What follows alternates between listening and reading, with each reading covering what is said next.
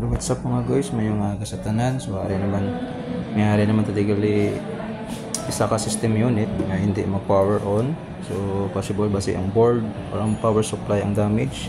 So we have spare na unit, no, for cancellation isa nga unit. So maybe we can pull out no yung mga functional na parts.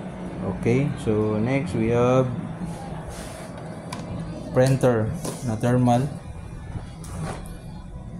TMT886. So kana Epson TMT886.